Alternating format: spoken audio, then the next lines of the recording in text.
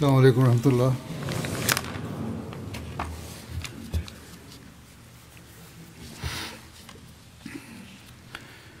أشهد أن لا إله إلا الله وحده لا شريك له وأشهد أن محمدا عبده ورسوله أما بعد فأعوذ بالله من الشيطان الرجيم بسم الله الرحمن الرحيم الحمد لله رب العالمين الرحمن الرحيم مالك يوم الدين إياك نعبد وإياك نستعين اهدنا الصراط المستقيم صراط الذين أنعمت عليهم غير المغضوب عليهم ولا الضالين۔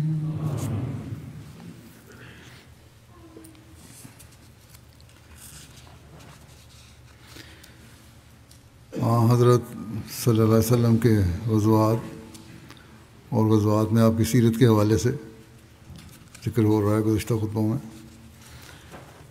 اس ضمن میں غزوہ تبوک کی تفصیل بیان ہو رہی تھی۔ اس کی مزید تفصیل یہ ہے، لکھا ہے کہ اس موقع پر ایک خاتون نے بڑے اخلاص اور جوش کا اظہار کیا، جس کو یوں بیان کیا گیا ہے کہ جنگ کے لیے خواتین نے بھی جس طرح بھی ہوا کسی قسم کی قربانی سے دریغ نہیں کیا، مالی قربانی میں بھی پیش رہیں، جس میں انہوں نے اپنے زیورات اتار کر حضور صلی اللہ علیہ وسلم کی خدمت میں پیش کیے۔ ایسا ہی جذبات کی قربانی کا بھی ایک واقعہ تاریخ کتب میں محفوظ رہ گیا، جس کا ذکر کرتے ہوئے حضرت مسلمہ فرماتے ہیں کہ چونکہ لشکر کو شام کی طرف جانا تھا اور موتا کی جنگ کا نظارہ مسلمانوں کی آنکھوں کے سامنے تھا، اس لیے ہر مسلمان کے دل میں رسول اللہ صلی اللہ علیہ وسلم کی جان کی حفاظت کا خیال سب خیالوں پر مقدم تھا۔ عورتیں تک بھی اس خطرے کو محسوس کر رہی تھیں اور اپنے خامدان اور اپنے بیٹوں کو جنگ پر جانے کی تلقین کر رہی تھیں۔ اس اخلاص اور اس جوش کا اندازہ اس طرح ہو سکتا ہے کہ ایک صحابی جو کسی کام کے لیے باہر گئے ہوئے تھے اس وقت واپس لوٹے جب رسول اللہ صلی اللہ علیہ وسلم لشکر سمیت مدینے سے روانہ ہو چکے تھے۔ ایک عرصے کی جدائی کے بعد جب وہ اس خیال سے اپنے گھر میں داخل ہوئے کہ اپنی بیوی کو جا کر دیکھیں گے اور خوش ہوں گے، تو انہوں نے اپنی بیوی کو حسین میں بیٹھے ہوئے دیکھا اور محبت سے آگے بڑھے، تو پیار کرنے کے لیے جب وہ بیوی کے قریب آ گئے تو ان کی بیوی نے دونوں ہاتھوں سے ان کو دھکا دے دیا اور پیچھے ہٹا دیا۔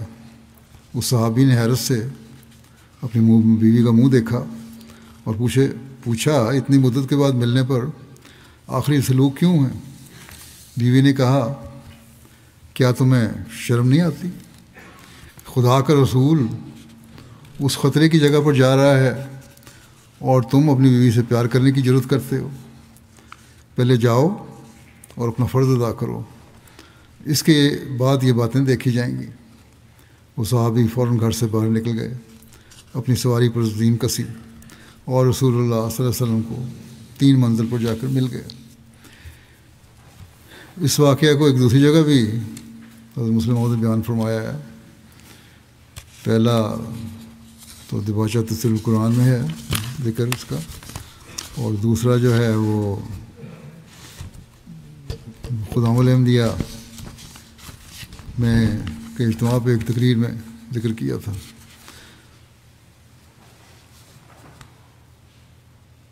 اب لکھتے فرماتے ہیں کہ ایک دفعہ رسول کریم صلی اللہ علیہ وسلم نے ایک صحابی کو کسی کام کے لیے باہر بھیجا. بعد میں جنگ تبوک کا واقعہ پیش آ گیا. یہ جگہ نہایت خطرناک تھی. رومی حکومت اس وقت ایسی ہی تھی، طاقتور تھی جیسے آج کل امریکہ اور روس کی حکومتیں ہیں. رسول کریم صلی اللہ علیہ وسلم کو ایک چھوٹی سی فوج لے کر اتنی بڑی حکومت کے مقابلے میں جانا پڑا. مدینہ میں بہت تھوڑے مسلمان تھے اور پھر ارد گرد کے لوگ بھی اکٹھے نہیں تھے. لیکن اگر وہ اکٹھے ہوتے بھی تو کیسر روما کے مقابلے میں ان کی کوئی حیثیت نہیں تھی. اس لیے رسول کریم صلی اللہ علیہ وسلم نے فرمایا کہ تمام لوگ جنگ کے لیے چلیں. جب اسلامی لشکر روانہ ہو گیا تو وہ صحابی جنہیں رسول کریم صلی اللہ علیہ وسلم نے باہر کام کے لیے بھیجا ہوا تھا واپس آئے. جوان آدمی تھے، نئی نئی شادی ہوئی تھی. ایک عرصے کی جدائی کے بعد جب وہ اپنے گھر میں داخل ہوئے تو انہوں نے اپنی بیوی کو صحن میں بیٹھے ہوئے دیکھا. وہ سیدھے اس کی طرف گئے اور اسے بغل گیر ہونا چاہا، مگر بیوی نے ان کی محبت کا جواب دینے کے بجائے ان کے سینے پر زور سے دوہتڑ مارا اور پیچھے دھکا دے کر کہا، خدا کا رسول تو میدان جنگ میں گیا ہوا ہے اور تمہیں اپنی بیوی سے پیار سوچ رہا ہے. خدا کی قسم جب تک محمد رسول اللہ صلی اللہ علیہ وسلم بخیریت واپس نہیں آ جاتے میں تمہاری شکل تک نہیں دیکھوں گی. وہ صحابی اسی وقت گھر سے نکل کھڑے ہوئے اور مدینے سے 3 منزل کے قریب فاصلے پر اسلامی لشکر سے جا ملے اور پھر اسی وقت گھر واپس آئے جب رسول کریم صلی اللہ علیہ وسلم اپنے دوسرے صحابہ کے ساتھ مدینہ واپس لوٹے. غرض یہ وہ لوگ تھے جنہوں نے ہر خطرے کے موقع پر اپنی جان کو بلا دریغ خطرے میں ڈال دیا. کوئی تکلیف اور دکھ انہیں نہیں پہنچا جسے انہوں نے تکلیف اور دکھ جانا ہو، بلکہ جب بھی کوئی خدمت کا موقع آتا وہ اپنی جان بخوشی پیش کر دیتے.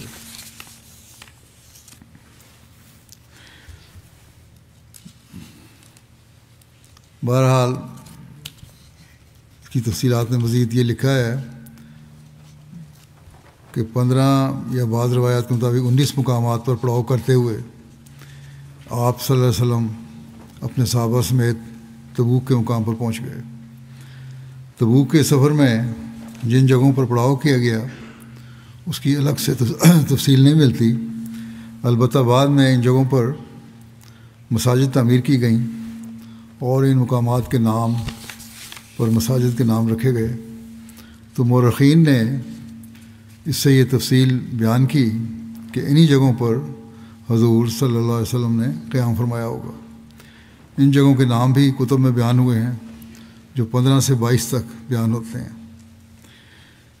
سیرت ابن اسحاق اور ابن ہشام میں جن 17 مقامات پر مساجد بنانے کا ذکر کیا گیا ہے وہ یہ ہیں: ذو خشب، فیفا، ذو المروہ، رقہ، وادی القرا، سعید، ہجر، صدر حوضہ، ذوالجیفہ، شق تارہ، البترا، علا، ذات الختمی، اختر، ذات الضراب، ثنیت و مدران اور تبوک. ایک روایت میں ہے کہ حضرت عقبہ بن عامر یہ روایت بیان کرتے ہیں کہ ہم غزوہ تبوک میں رسول اللہ صلی اللہ علیہ وسلم کے ساتھ نکلے تو رسول اللہ صلی اللہ علیہ وسلم سو گئے. ایک رات کافی لمبا سفر تھا، تھکاوٹ تھی، اور اس وقت بیدار ہوئے جب سورج نیزہ بھر بلند ہو چکا تھا. آپ صلی اللہ علیہ وسلم نے فرمایا، اے بلال، کیا میں نے تجھے نہیں کہا تھا کہ ہمارے لیے فجر کا انتظار کرنا، جاگتے رہنا اور ہمیں جگا دینا؟ حضرت بلال نے عرض کیا، یا رسول اللہ، آپ کی طرح نیند مجھے بھی لے گئی، مجھ پہ بھی نیند کا غلبہ ہو گیا. راوی بیان کرتے ہیں کہ رسول کریم صلی اللہ علیہ وسلم نے لشکر کو روانگی کا حکم دیا اور پھر کچھ فاصلہ طے کرنے کے بعد سواری سے اتر کر سنتیں ادا کیں اور صحابہ کو نماز پڑھائی.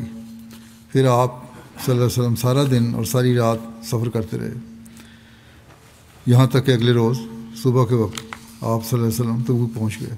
اس عرصے میں لکھا تو نہیں ہوا، لیکن بہرحال نمازوں کے وقت میں نمازیں ادا کی گئی ہوں گی، اس کا وقفہ ہوا ہوگا۔ وہاں جا کے آپ صلی اللہ علیہ وسلم نے صحابہ سے خطاب فرمایا تبوک پہنچ کے۔ آپ صلی اللہ علیہ وسلم نے اللہ کی حمد و ثنا کی، پھر فرمایا اے لوگو، سب سے سچی بات اللہ کی کتاب ہے، اور مضبوط ترین کڑا تقویٰ کی بات ہے، اور بہترین مذہب حضرت ابراہیم کا مذہب ہے، اور بہترین سنت محمد صلی اللہ علیہ وسلم کی سنت ہے، اور سب سے بلند بات ذکر الہی ہے، اور بہترین قصہ یہ قرآن ہے، اور بہترین امور وہ ہیں جن کو پختہ ارادے سے کیا جائے، اور بدترین امور بدعات ہیں، اور بہترین ہدایت انبیاء کی ہدایت ہے، اور سب سے افضل موت شہادت کی موت ہے، اور ہدایت کے بعد سب سے بڑا اندھا پن ضلالت ہے، گمراہی ہے، اور بہترین اعمال وہ ہیں جو نفع مند ہوں، اور بہترین ہدایت وہ ہے جس کی پیروی کی جائے، اور سب سے برا اندھا پن دل کا اندھا ہونا ہے، آنکھوں کا اندھا نہیں، دل کا اندھا ہونا ہے۔ اللہ تعالیٰ کی باتیں سمجھ نہ آئیں۔ پھر فرمایا کہ اوپر کا ہاتھ نچلے ہاتھ سے بہتر ہے، اور جو تھوڑا اور کفایت کرنے والا ہو وہ زیادہ اور غافل کر دینے والے سے بہتر ہے، اور سب سے بری معذرت وہ ہے جو موت کے وقت کی جائے، اور سب سے بری شرمندگی قیامت کے روز ہوگی۔ اور کچھ لوگ نماز جمعہ کے لیے بہت دیر سے آتے ہیں، اور کچھ ایسے لوگ بھی ہیں جو چھوڑ چھوڑ کر ذکر الہی کرتے ہیں، اور سب سے عظیم گناہوں میں سے ایک گناہ جھوٹی زبان ہے، اور بہترین دولت مندی تو دل کا دولت مند ہونا ہے۔ یعنی کہ چھوڑ چھوڑ کے نماز ادا کرنے اور چھیڑ سے آنے والوں کو بھی آپ نے پسند نہیں فرمایا، انہوں نے کہا بہت بری بات ہے یہ۔ فرمایا کہ عظیم گناہوں میں سے ایک گناہ جھوٹی زبان ہے، اور بہترین دولت مندی تو دل کا دولت مند ہونا ہے، اور بہترین زاد راہ تقویٰ ہے، اور دانائی کا کمال اللہ کا خوف ہے، اور بہترین بات وہ ہے جو دلوں میں یقین کو جاگزین کرے، اور شک کرنا کفر کا حصہ ہے، اور نوح کرنا جاہلیت کا عمل ہے، اور خیانت جہنم کی آگ ہے، اور برا شعر ابلیس کی جانب سے ہے، اور شراب گناہ کی جامع ہے، اور عورتیں شیطان کے جال ہیں، اور جوانی جنون کا ایک حصہ ہے، اور سب سے بری کمائی سود کی کمائی ہے، اور سب سے برا کھانا یتیم کا مال کھانا ہے، اور نیک بخت وہ ہے جو دوسروں سے نصیحت حاصل کرے، اور بدبخت وہ ہے جو ماں کے پیٹ سے ہی بدبخت ہو۔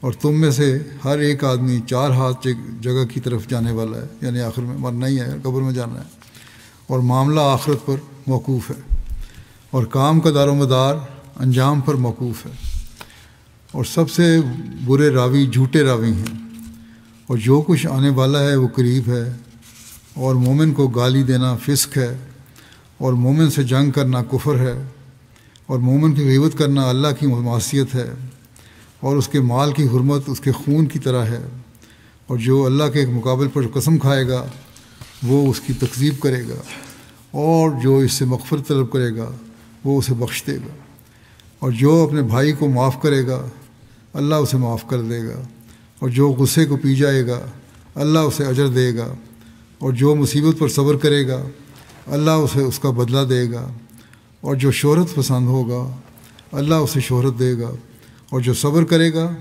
اللہ اسے دگنا دے گا، اور جو اللہ کی نافرمانی کرے گا اللہ اسے عذاب دے گا۔ آگے فرمایا کہ اے اللہ مجھے اور میری امت کو بخش دے، اے اللہ مجھے اور میری امت کو بخش دے، اے اللہ مجھے اور میری امت کو بخش دے۔ آپ نے یہ بات 3 دفعہ دہرائی، پھر فرمایا میں اللہ سے اپنے اور تمہارے لیے مغفرت طلب کرتا ہوں۔ سفر تبوک میں صحابہ کو بعض نصائح بھی کیا آپ نے۔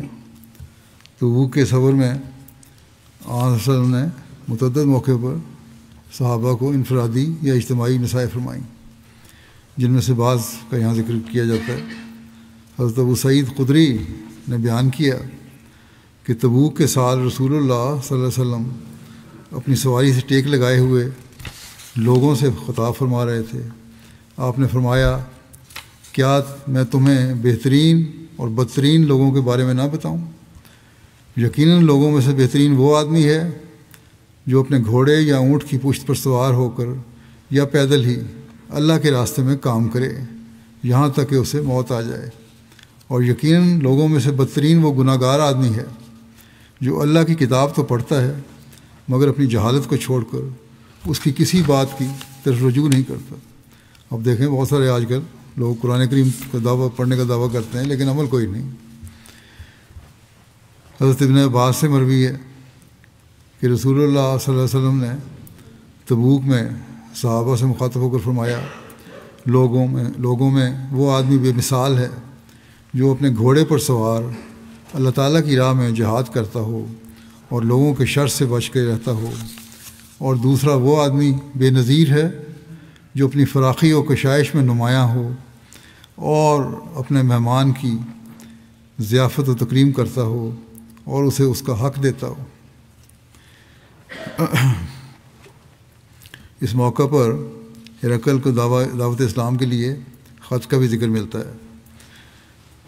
جب حضرت صلی اللہ علیہ وسلم تبوک پہنچے تو ہرقل یعنی کیسر روم، ہرقل کا اس کا نام تھا، اس وقت ہمس میں موجود تھا۔ آپ نے فرمایا جو میرا مکتوب کیسر تک لے جائے گا اس کے لیے جنت ہے۔ ایک شخص نے عرض کی کہ اگر وہ اس خط کو قبول نہ بھی کرے؟ آپ نے فرمایا وہ اسے قبول نہ بھی کرے تو بھی بازار لے کے جاؤ۔ چنانچہ وہ شخص آپ کا خط لے کر گیا اور ہرقل کو دے دیا۔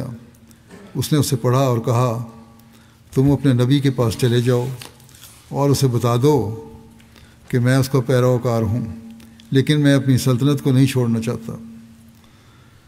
اس نے کچھ دینار بھی آپ کی خدمت میں بھیجے۔ وہ شخص واپس آیا، آپ کو اس کے متعلق بتایا تو آپ صلی اللہ علیہ وسلم نے فرمایا کہ اس نے جھوٹ بولا ہے، یہ سچی بات نہیں کی اس نے، اور آپ صلی اللہ علیہ وسلم نے دینار تقسیم کر دیے لوگوں میں۔ ہرقل کی جانب سے یہ خط حضرت دیہا لے کر گئے۔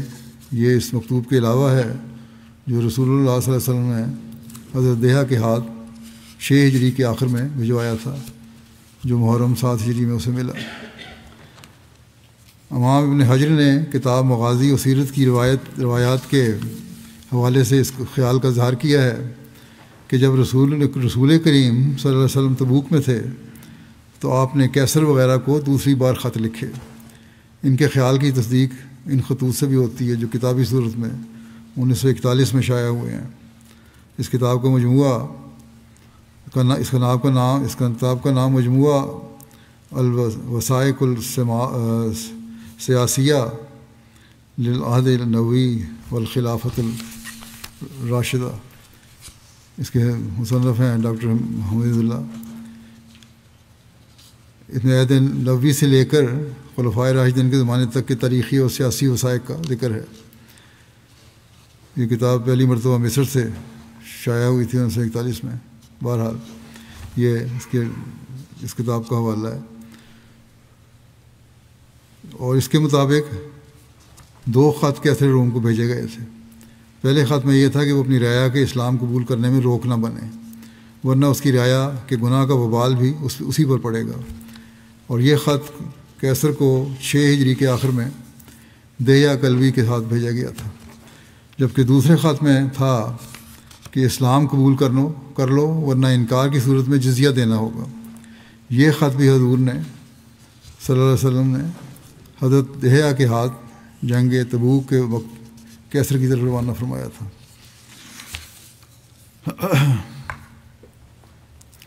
تاریخ میں اہلا سے مصالحت کا ذکر ملتا ہے۔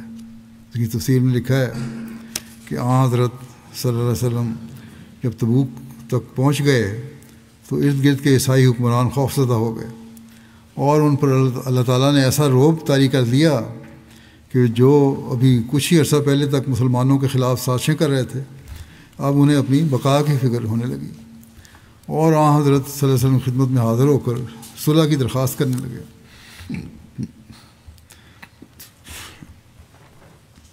ان میں سے سب سے پہلے اعلیٰ کا حاکم حاضر خدمت ہوا، ایلا بحر کلزم کے ساحل پر شام کے قریب ایک چھوٹا سا شہر ہے۔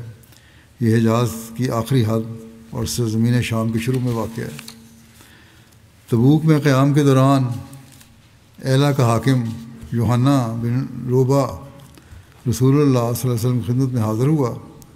اس کے ساتھ اہل شام، اہل یمن اور اہل بحر اور اہل جربا اور ادروح بھی آئے اور انہوں نے بھی مصالحت کی درخواست کی۔ رسول اللہ صلی اللہ علیہ وسلم نے ان کے لیے ایک امان نامہ تحریر فرمایا۔ رسول اللہ صلی اللہ علیہ وسلم نے تحریر فرمایا، بسم اللہ الرحمن الرحیم، یہ اللہ تعالیٰ اور اس کے نبی اور رسول محمد صلی اللہ علیہ وسلم کی طرف سے یوحنا بن روبا اور اہل ایلا کی سمندر میں چلنے والی کشتیوں اور ان کے خشکی پر آنے جانے والے قافلوں کے لیے امان نامہ ہے۔ انہیں اللہ تعالیٰ اور محمد رسول اللہ صلی اللہ علیہ وسلم کی طرف سے مکمل تحفظ حاصل ہے۔ اس طرح ان کے ساتھ اہل شام، اہل یمن اور اہل بحر کو بھی مکمل تحفظ فراہم کیا جائے گا۔ جس نے بھی کوئی خلاف ورزی کی اس کا مال قبضے میں کرنا جائز ہوگا۔ جس نے بھی ایسے آدمی کا مال چھین لیا وہ اس کے لیے حلال ہوگا، یعنی خلاف ورزی کرنے والے کا۔ اور انہیں نہ تو کسی چشمے اور کنویں کا پانی استعمال کرنے سے روکا جائے گا اور نہ بحر و بر کے کسی راستے سے انہیں منع کیا جائے گا۔ اہل ایلا اور یوحنا بن روبا کے لیے یہ امان نامہ حضرت جہیم بن سلط اور حضرت شرحبیل بن حسنہ نے رسول اللہ صلی اللہ علیہ وسلم کے حکم پر تحریر کیا تھا۔ یوحنا نے رسول اللہ صلی اللہ علیہ وسلم کو ایک سفید خچر تحفہ دیا اور آپ کو ایک پہننے کی چادر پیش کی۔ رسول اللہ صلی اللہ علیہ وسلم نے اسے یمنی چادر اڑائی اور حضرت بلال کے ساتھ اسے ٹھہرانے کا ارشاد فرمایا۔ پھر اہل مکنا سے معاہدہ صلح ہوا۔ اہل مکنا یہودی تھے اور یہ بستی ساحل سمندر پر ایلا کے قریب آباد تھی۔ یہ بھی رسول اللہ صلی اللہ علیہ وسلم کی خدمت میں حاضر ہوئے۔ آپ نے انہیں بھی امان نامہ لکھ کر دیا کہ انہم آمنون بامان اللہ و امان محمد و انا علیہم ربا غزولہم و ربا ثمارہم۔ یہ لوگ اللہ اور محمد صلی اللہ علیہ وسلم کے امان میں ہیں۔ ان پر بطور جزیہ ان کے کاتے ہوئے سود اور کپڑے کا اور ان کے پھلوں کا چوتھائی حصہ ہے۔ اسی طرح اہل جربا اور ادروح کے لیے امان نامہ کا بھی ذکر ملتا ہے۔ جربا اور ادروح یہ دونوں ملک شام میں بلقاء کے علاقے میں دو شہر تھے جو آپس میں بالکل قریب تھے۔ ان کے درمیان صرف 3 میل کا فاصلہ تھا، جبکہ ایک قول کے مطابق 1 میل سے بھی کم فاصلہ تھا۔ رسول اللہ صلی اللہ علیہ وسلم نے اہل جربا اور ادروح کو بھی امان نامہ لکھ کر عنایت فرمایا۔ ھذا کتاب من محمد النبی لأہل جربا و ادروح انہم آمنون بامان اللہ و امان محمد و انا علیہم میات دینار فی کل رجب و فیۃ طیبۃ واللہ کفیل علیہم۔ یہ تحریر اللہ کے نبی محمد صلی اللہ علیہ وسلم کی طرف سے اہل جربا اور اہل ادراح کے نام ہے۔ یہ لوگ اللہ تعالیٰ اور محمد صلی اللہ علیہ وسلم کی امان میں ہیں۔ ان کے ذمہ ہر سال رجب میں خالص ہونے کے مکمل 100 دینار بطور جزیہ ادا کرنا واجب ہے۔ اللہ ہی ان کا نگہبان ہے۔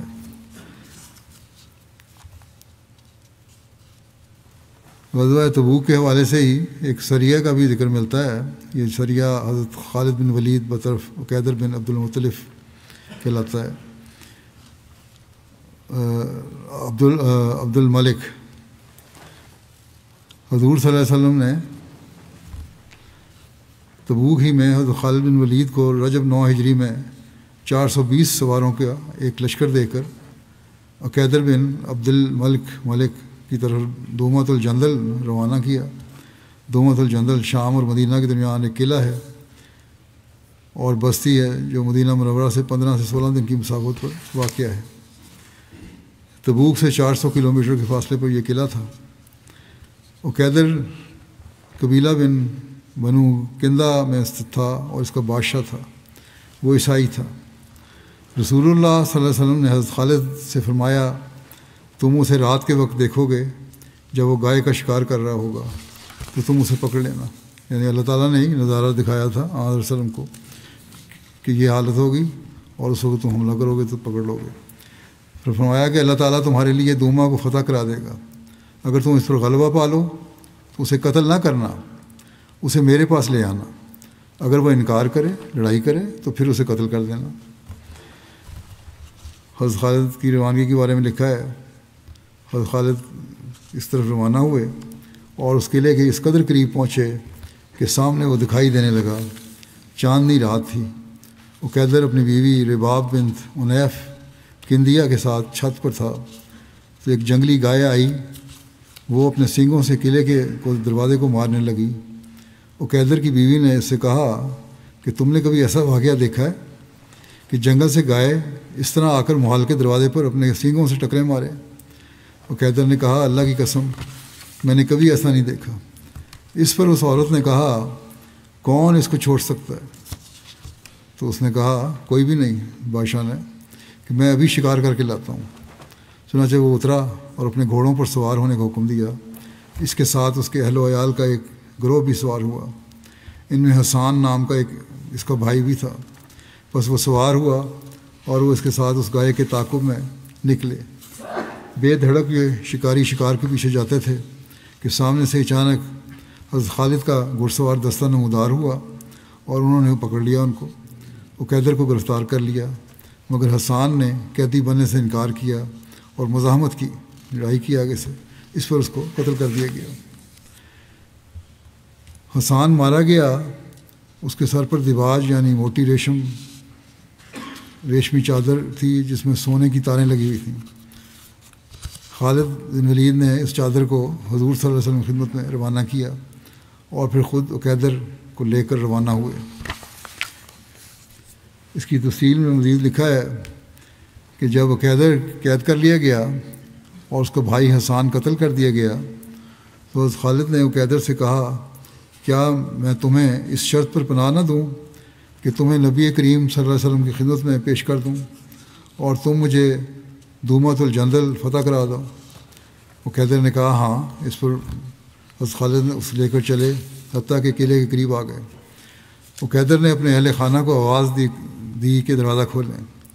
جب انہوں نے دروازہ کھولنے کا ارادہ کیا تو عقیدر کے بھائی مزاد نے انکار کر دیا. عقیدر نے حضرت خالد سے کہا کہ تم جان گئے ہو کہ وہ اس لیے دروازہ نہیں کھول رہے کہ انہوں نے وہ بیڑیاں دیکھ لی ہیں جو تم نے مجھے پہنائی ہوئی ہیں. تم مجھے چھوڑ دو, میں تمہیں اللہ تعالیٰ اور امانت کے نام پر کہتا ہوں کہ میں تمہارے لیے قلعہ کا دروازہ کھول دوں گا, وہ شرط ہے کہ تم میرے اہل خانہ پر مجھ سے صلح کر لو. حضرت خالد نے فرمایا میں تیرے ساتھ صلح کر لوں گا. عقیدر نے کہا اگر تم پسند کرو تو میں تمہیں ثالث بنا لیتا ہوں اور اگر چاہو تو تم مجھے ثالث بنا لو. حضرت خالد نے فرمایا ہم تجھ سے وہی قبول کریں گے جو کچھ تو دے گا. چنانچہ حضرت خالد نے اسے چھوڑ دیا. عقیدر نے قلعے کا دروازہ کھول دیا. عقیدر کے بھائی مزاد کو بھی گرفتار کر لیا گیا اور وہ سب چیزیں حاصل کر لی گئیں جن پر صلح ہوئی تھی. مسلمانوں کو اس مارکے میں 2000 اونٹ، 800 غلام، 400 زریں اور 400 نیزے حاصل ہوئے.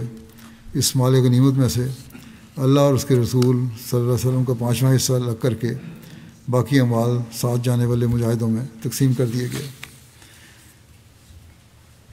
عقیدر اور اس کے بھائی کا آپ صلی اللہ علیہ وسلم کی خدمت میں حاضر ہونے کا ذکر بھی ملتا ہے کہ اس طرح ملتا ہے کہ حضرت جابر بیان کرتے ہیں کہ جب حضرت خالد عقیدر کو لے کر آئے تو میں نے اسے دیکھا. اس نے سونے کی سلیب اور ریشمی لباس پہن رکھا تھا. جب اس نے حضور صلی اللہ علیہ وسلم کی زیارت کی تو وہ آپ کے سامنے سجدہ ریز ہو گیا. آپ نے 2 بار فرمایا نہیں یہ سجدہ نہیں کرنا. اس نے چند اشیاء آپ کو بطور ہدیہ پیش کیں جن میں ایک ذبائش کا کپڑا اور خچر تھے. جزیے پر آپ نے صلح کر لی. ابن اسیر کے مطابق ان کے جزیہ کی رقم 300 دینار تھی. اس کا اور اس کے بھائی کا خون معاف کر دیا, انہیں آزاد کر دیا. آپ نے ان کے لیے امان نامہ لکھوایا, وہ شرائط لکھوائیں جن پر صلح کی تھی. امان نامہ یہ تھا: بسم اللہ الرحمن الرحیم، یہ مکتوب محمد رسول اللہ صلی اللہ علیہ وسلم کی طرف سے حضرت خالد کے ساتھ عقیدر کے لیے ہے، جس نے اسلام قبول کر لیا اور بتوں سے اپنا تعلق توڑ لیا۔ اس نے اسلام بھی قبول کر لیا تھا، اس کے مطابق تو توڑ لیا۔ یہ احکام دومت الجندل اور اس کے گرد گرد کے لوگوں کے لیے ہیں۔ ہمارے لیے وہ زمین جو کاشتکاری کے قابل نہ ہو مجہول زمین ہے، بے آواز زمین، اسلحہ اور اونٹ اور قلعے ہوں گے، جبکہ تمہارے لیے شہر کے اندر اندرونی حصوں کی کھجوریں، یعنی جو یہ چیزیں تھیں مسلمانوں کو ملیں گی، باقی جو تمہارے اندر شہر کے اندر اندرونی حصے کی کھجوریں، چشموں والی آباد زمین ہوگی، علیحدہ جانوروں کو گنا نہیں جائے گا، تمہیں تمہارے جانور چرانے سے نہیں روکا جائے گا، تم وقت پر نماز ادا کرو گے، پوری زکوٰۃ دو گے، اللہ تعالیٰ کا تمہارے ساتھ یہ عہد ہے، تمہارے لیے سچ اور وفا ضروری ہے، اللہ تعالیٰ اور حاضر مسلمان اس پر گواہ ہیں۔ تبوک کے موقع پر ایک وفات، صحابی کی وفات کا بھی ذکر ملتا ہے اور اس کی تدفین کا بھی ذکر ملتا ہے، جس کو دیکھ کر بعض بڑے صحابہ نے خواہش کی کہ کاش اس دفن ہونے والے کی جگہ وہ خود ہوتے۔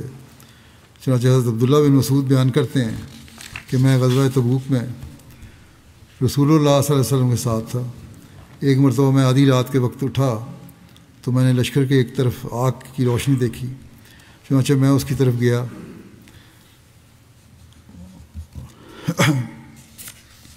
کہ دیکھوں کیا ہے، تو کیا دیکھتا ہوں کہ رسول اللہ صلی اللہ علیہ وسلم، حضرت ابوبکر رضی اللہ عنہ اور حضرت عمر رضی اللہ عنہ ہیں، اور میں نے دیکھا کہ حضرت عبداللہ ذوالبجادین مزنی وفات پا چکے ہیں، اور یہ لوگ ان کی قبر کھود چکے تھے، اور رسول اللہ صلی اللہ علیہ وسلم قبر کے اندر تھے، جبکہ حضرت ابوبکر اور حضرت عمر ان کی میت کو آپ کو دے رہے تھے، اور آپ صلی اللہ علیہ وسلم فرما رہے تھے کہ تم دونوں اپنے اس بھائی کو میرے قریب کرو۔ بس ان دونوں نے حضرت عبداللہ ذوالبجادین کی میت کو رسول اللہ صلی اللہ علیہ وسلم کے ہاتھ میں دیا۔ آپ صلی اللہ علیہ وسلم نے اپنے ہاتھوں سے اس میت کو قبر میں رکھا، اور پھر آپ صلی اللہ علیہ وسلم نے دعا کی، اللہم انی امسیت راضیاً عنہ فرض عنہ، کہ اے اللہ میں نے اس حال میں شام کی ہے کہ میں اس سے راضی تھا، بس تو بھی اس سے راضی ہو جا۔ حضرت عبداللہ بن مسعود بیان کرتے ہیں کہ میں نے اس وقت تمنا کی کہ کاش یہ قبر میں اتارے جانے والا میں ہوتا اور یہ دعائیں لیتا۔ حضرت عبداللہ ذوالبجادین کا تعلق قبیلہ بنو مزینہ سے تھا۔ یہ بھی چھوٹے ہی تھے کہ ان کے والد فوت ہو گئے، انہیں وراثت میں سے کچھ بھی نہ ملا۔ ان کے چچا مالدار تھے، اس چچا نے ان کی کفالت کی، حتیٰ کہ یہ بھی مالدار ہو گئے اور ان کاروبار شروع کر دیا ان کے ساتھ، اور انہوں نے فتح مکہ کے بعد انہوں نے اسلام قبول کر لیا۔ جب اسلام قبول کر لیا تو ان کے چچا نے ان سے سب کچھ لے لیا، سب کچھ چھین لیا، یہاں تک کہ ان کا ازار بھی کھینچ لیا، کمر پر باندھنے والا کپڑا بھی لے لیا۔ پھر ان کی والدہ آئیں اور انہوں نے اپنی چادر کو 2 حصوں میں تقسیم کیا، اور حضرت عبداللہ نے ایک حصے کو بطور ازار استعمال کر لیا اور دوسرے حصے کو اپنے اوپر اوڑھ لیا۔ پھر یہ مدینہ آئے اور مسجد میں لیٹ گئے، پھر رسول اللہ صلی اللہ علیہ وسلم کے ساتھ صبح کی نماز پڑھی۔ یہ کہتے ہیں کہ جب رسول اللہ صلی اللہ علیہ وسلم صبح کی نماز سے فارغ ہوتے تھے تو لوگوں کو غور سے دیکھتے تھے کہ کون لوگ ہیں، کوئی نیا آدمی ہے۔ تو آپ صلی اللہ علیہ وسلم نے حضرت عبداللہ کی طرف دیکھا تو انہیں اجنبی سمجھا، اور حضرت عبداللہ سے پوچھا کہ تم کون ہو؟ حضرت عبداللہ نے اپنا نسب بیان کیا۔ ایک روایت میں ذکر ہے کہ آپ نے عرض کیا کہ میرا نام عبدالعزیٰ ہے۔ اس پر آپ صلی اللہ علیہ وسلم نے فرمایا تم عبداللہ ذوالبجادین یعنی 2 چادروں والے ہو۔ پھر فرمایا تم میرے قریب رہا کرو۔ چنانچہ یہ رسول کریم صلی اللہ علیہ وسلم کے مہمانوں میں شامل ہو گئے، اور آپ انہیں قرآن کریم سکھاتے تھے، یہاں تک کہ انہوں نے بہت سا قرآن یاد کر لیا۔ جب آپ تبوک کی طرف روانہ ہوئے تو انہوں نے عرض کی، یا رسول اللہ صلی اللہ علیہ وسلم میرے لیے شہادت کی دعا کریں۔ آپ نے دعا کی کہ اے اللہ میں اس کے خون کو کفار پر حرام کرتا ہوں۔ انہوں نے عرض کیا کہ یا رسول اللہ صلی اللہ علیہ وسلم میرا ارادہ یہ تو نہیں تھا۔ آپ نے فرمایا اگر تم اللہ تعالیٰ کی راہ میں جہاد کے لیے نکلو اور تمہیں بخار ہو جائے جس کی سے تم وفات پا جاؤ تو بھی تم شہید ہو۔ اگر تمہاری سواری تمہیں گرا دے جس کی وجہ سے تمہاری گردن ٹوٹ جائے تو بھی تم شہید ہو۔ یہ پرواہ نہ کرو کہ شہادت کس طریقے سے ملتی ہے۔ چنانچہ تبوک پہنچنے کے کچھ دن بعد ہی ان کی وفات ہو گئی بیماری کی وجہ سے۔ حضرت معاویہ بن معاویہ مزنی کی نماز جنازہ کا بھی ذکر ملتا ہے اس سفر میں۔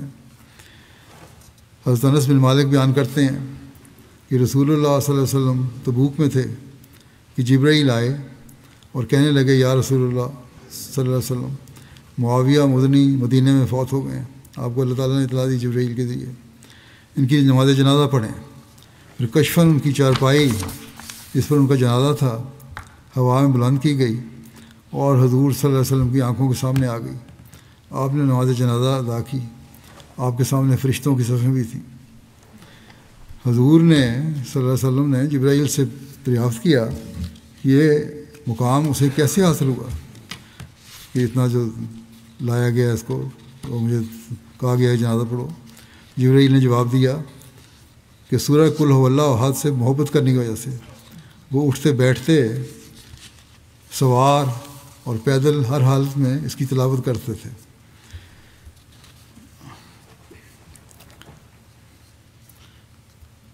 اب یہ بھی ذکر ملتا ہے کہ اس تبوک میں پہنچنے کے بعد مزید پیش قدمی کے لیے صحابہ سے حضرت صلی اللہ علیہ وسلم نے مشورہ کیا۔ اس کی تفصیل یہ ہے کہ حضرت صلی اللہ علیہ وسلم نے پیش قدمی کے متعلق صحابہ سے مشاورت کی۔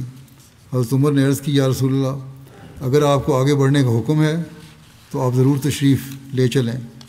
ٹھیک ہے، ہم چلیں گے ساتھ۔ رسول اللہ صلی اللہ علیہ وسلم نے فرمایا کہ اگر مجھے آگے جانے کا حکم ہوتا اللہ کی طرف سے تو میں تم سے مشاورت نہ کرتا۔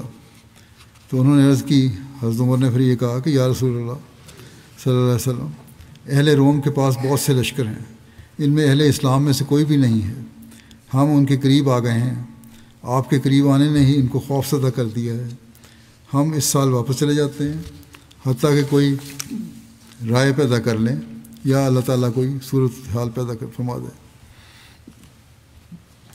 بہرحال اس بات کو سن کے رسول اللہ صلی اللہ علیہ وسلم نے تبوک میں 20 دن فرمایا جانے کا فیصلہ کیا، اور ایک دوسرے قول کے مطابق آپ نے 20 سے کم دن تبوک میں قیام فرمایا۔ ان دو مختلف روایات میں تطبیق کی گئی ہے۔ 20 والے قول میں تبوک پہنچنے اور تبوک سے رخت سفر باندھنے والے 2 دن بھی شمار ہوئے ہیں، جبکہ دوسرے قول میں یہ دونوں دن شمار نہیں کیے گئے۔ مدینہ سے روانگی اور مدینہ واپسی تک 2 ماہ یا اس سے زائد عرصہ لگا ہے۔ چنانچہ ابن سعد کے مطابق رجب 9 ہجری میں حضرت صلی اللہ علیہ وسلم اس غزوے کے لیے روانہ ہوئے اور رمضان 9 ہجری میں مدینہ واپس تشریف لائے۔ ان دونوں کے درمیان میں شعبان کا مہینہ ہے۔ اس طرح 2 ماہ یا اس سے زیادہ عرصہ تک حضرت صلی اللہ علیہ وسلم مدینہ سے باہر رہے۔ اللہ عالم۔ حضرت مسلمہ نے بھی اس کی وضاحت فرمائی ہے کہ جب آپ شام کے قریب تبوک میں کے مقام پر پہنچے تو آپ نے ادھر ادھر آدمی بھیجے تاکہ وہ معلوم کریں کہ حقیقت کیا ہے، اور یہ سفراء متفقہ طور پر یہ خبریں لائے کہ کوئی شامی لشکر اس وقت جمع نہیں ہو رہا۔ حضرت عمر نے یہی کہا تھا کہ کوئی جنگ کے لیے تو آ نہیں رہا، اور ابھی خوفزدہ ہیں بعض ارد گرد کے علاقے، تو پھر ضرورت کیا ہے جنگ کی۔ اس پر کچھ دن رسول اللہ صلی اللہ علیہ وسلم وہاں ٹھہرے اور ارد گرد کے بعض قبائل سے معاہدات کر کے بغیر لڑائی کے واپس آ گئے۔ یہ کل سفر آپ کا 2-2.5 مہینے کا تھا۔ کچھ اس کی واپسی مدینہ تک آنے کے سفر کی وضاحتیں تفصیل جو انشاءاللہ آئندہ۔ بنگلہ دیش کے بارے میں نے پہلے بھی کہا تھا دعا کے لیے، وہاں مولوی طبقہ جو ہے، احمدیت مخالف طبقہ جو ہے وہ کافی شور مچا رہا ہے۔ کل ان کا ایک جلسہ بھی ہے شاید، تو ان کے لیے خاص طور پہ دعا کریں اللہ تعالیٰ ہر احمدی کو محفوظ رکھے، ان کے شر سے بچائے۔ اسی طرح پاکستانی کے احمدیوں کے لیے بھی دعا کریں اللہ تعالیٰ انہیں بھی محفوظ رکھے۔ اب بہت زیادہ دعاؤں کی ضرورت ہے۔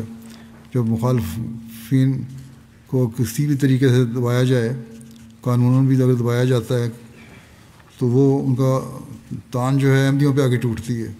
اس لیے احمدیوں کو زیادہ دعاؤں کی ضرورت اور احتیاط کی طرف توجہ کرنی چاہیے۔ اسی طرح فلسطینیوں کے لیے بھی دعا کریں۔ معاہدات کے باوجود، سیز فائر کے باوجود ان کا اسی طرح قتل عام ہو رہا ہے۔ اللہ تعالیٰ رحم فرمائے۔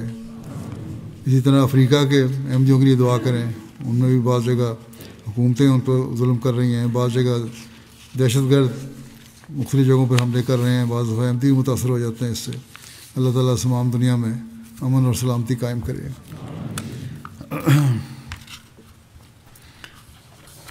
نمازوں کے بعد میں ایک جنازہ غائب بھی پڑھاؤں گا جو محمد حسین صاحب بن محمد اسماعیل صاحب روا کا ہے، جو گزشتہ دنوں 80 سال کی عمر میں وفات پا گئے۔ انا للہ و انا الیہ راجعون۔ مرحوم موسی تھے اور زندگی میں ہی سجدات ادا کر دیا تھا۔ پسماندگان میں اہلیہ کے علاوہ 3 بیٹیاں اور 4 بیٹے شامل ہیں۔ آپ کے بیٹے محمد عمران صاحب مبلغ سلسلہ نائجر ہیں، مغربی افریقہ میں، اور وہاں خدمت کی توفیق پا رہے ہیں، اور میدان عمل میں ہونے کی وجہ سے والد کے جنازے میں شامل نہیں ہو سکے۔ اسی طرح ایک بیٹے وقف زندگی اور بھی ہیں جو معلم سلسلہ ہیں، محمد لقمان صاحب۔ ان کے خاندان میں احمدیت 1956 میں ان کے والد محمد اسماعیل صاحب کے ذریعے سے آئی تھی، اور پھر یہ 2 سال بعد ربا بھی شفٹ ہو گئے۔ خود مرحوم صوم و صلات کے پابند، تلاوت قرآن کریم باقاعدہ کرنے والے، تہجد گزار، نیک مخلص دعا گو انسان تھے۔ معلم صاحب لکھتے ہیں، محسن طیب صاحب، کہ مجھے ان کے محلے میں خدمت کا موقع ملا 5 سال۔ ایک بات جو ان میں نمایاں میں نے دیکھی وہ یہ تھی کہ مالی قربانی میں بہت بڑے ہوئے تھے۔ جب بھی نئے سال کا آغاز ہوتا تو ان کی کوشش ہوتی کسی بھی تاریخ کا تو پہلی رسید ان کی کاٹی جائے۔ بعض اوقات تو اعلان سے قبل ہی چندے کے لیے پیسے دینے کی کوشش کرتے تھے، اور ایسے ہی بعض اوقات جب سال کے اختتام پر اضافی چندے کا کہا جاتا تو جن توفیق حسب توفیق پھر مزید ادائیگی بھی کر دیتے تھے۔ اللہ تعالیٰ ان سے مغفرت و رحم کا سلوک فرمائے، طوائفین کو صبر و حوصلہ عطا فرمائے، خاص طور پہ ان کے جو بیٹے باہر ہیں، اللہ تعالیٰ ان کو صبر دے، حوصلہ دے، اور ان کی نیکیوں کو جاری رکھنے کی توفیق دے۔